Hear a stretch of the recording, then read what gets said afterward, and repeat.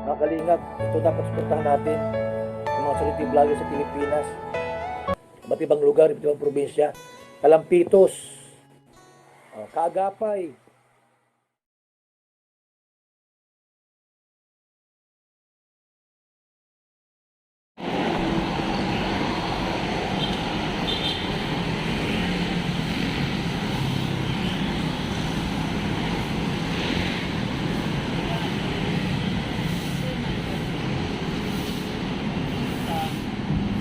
Anong ginagawa mo? Nagano ka?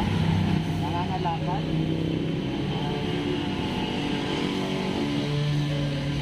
Anong pangalan mo, kuya? Russell pa po ako. Russell? Ilang taon ka na? 27. 27? Ay, 27? Bakit hindi ka na lang bakit ito yung trabaho mo dito? Eh, wala nang ano eh, kasi pag-inis na. Kahit sa construction ako. Construction ka na. Paano ka nakakakain? Nagluluto pa? Minsan nagluluto, minsan video. Kung may bigay akong bigas, maluluto mo pa, may pagluluto ka ba? Oo, may lata ako eh. Saan ka ba nakatambay na? Sa may ano, doon sa Ross Boulevard. Sa Rojas Boulevard ka rin. Pero may probinsya ka ba o dito ka talaga? Sa Samar ako galing. Taga Samar ka? Karamihan talaga dito mga taga Samar. No? Siguro dahil nga doon sa nangyari na laging binabaha, laging binabagyo. So naano kayo? Oo. May pamilya ka ba dito? Wala na dito eh, nasa probinsya. Sa may yung isa kong tsahe nasa Bulan sa may Sorsogon. Sa Bulan, kababayan, may kaibigan akong taga Bulan. Sa may ano lang, doon pa sila sa isla pa sila eh, sa may Tarnate. Nandun na yung mga kababayan ko. Eh kung bakit hindi ka na lang umuwi sa inyo? Yun nga, yung bala ko kasi kung tutusin madali lang ako makahanap ng trabaho eh, construction, kung ano lang ng mga sa village-village, mga boy-boy. Kaso lang yung nakarang nag-apply kasi ako, kailangan ng mga requirements na swab test, mga kung ano. Hindi na ako tumuloy, dapat tanggap na ako kasi yun sa Divisoria, kahit boy lang yun, okay lang. Kaya ko naman magbuhat. Pero dito, kaya ginawa ko ng alakal na lang muna ako.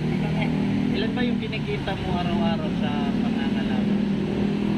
Yung iba, pag napuno to, mga 43, 50, mga ganon, sobra. Pag may bakal-bakal na konti, 50. Yun, isang araw?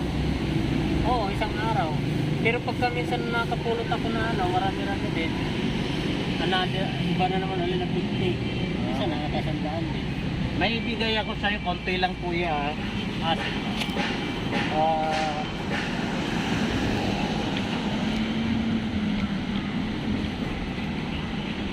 Bali, ngayon, ayan lang kalakal mo ngayon.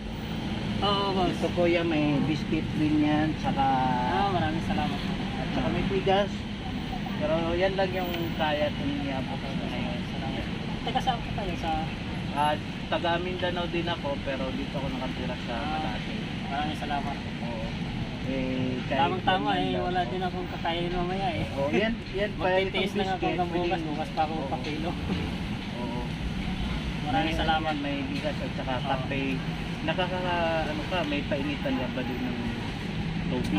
Pag gusto kong mag-init, may mga lata na bago pa doon. Lalagyan ko ng tubig.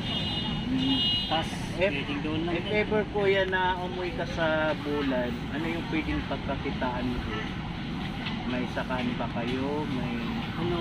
minsan sumasama ko sa yung mga isdaan. Sa gabi.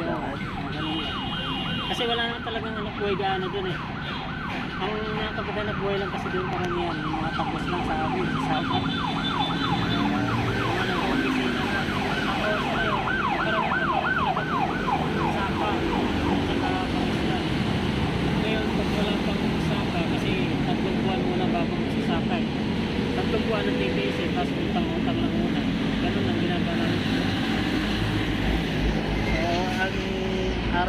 na ano mo, ito yung Oo, ito yung kahabaan na inanong. kahabaan ng Karina nga, nasilita nga ako na nagwawalis kasi akala niya nagkakalat ako. Sabi ko, ayos ko to. So yan kuya, kahit salamat. konti, pasalamatan pa rin natin. Kahit pa paano ay may natatanggap tayong biyaya galing sa Diyos. Yan po ay galing din sa Diyos. And yan din po ay isa din po yan sa pinaabot sa akin ng isang supporter ko, si Tita Beth, na ipang ano ko dahil pamigay ko sa mga may hirap na Salamat. So, si ano po, si Kuya po, si isang mga ngalakal dito sa Maynila, taga Samar. And, oo. So, yun po Kuya, sana kahit pa paano Tama-tama. makatulong sa iyo yan. So, yun po mga kalingap, kagapay, si Kuya po yung napili natin na bigyan nitong munting ano po, munting tulong. Isa po siyang mga ngalakal at homeless din po siya dito kasi wala siyang tinitirahan. So yun po mga kalingap, maraming salamat po sa suporta na binibigyan niyo po kay Tita Bel. Maraming salamat po sa munting tulong na ito at kahit pa paano ay napasaya natin si Kuya. So maraming salamat po. Salamat po. Sige po. Salamat kuya, mag-iingat ka palagi. Sige po. Oo. Hindi naman ako ang lumandi sa anak mo. Ikaw ang lumapit sa anak ko. Kaya ikaw rin dapat ang humiwalay. Dahil siyempre, para sa kahihiyan, takpan, wala akong magagawa.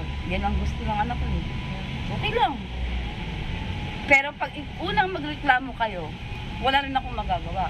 Kung anong gusto nyo, desisyon nyo yan, yun pa rin ang desisyon ko. Hanig ko ulit.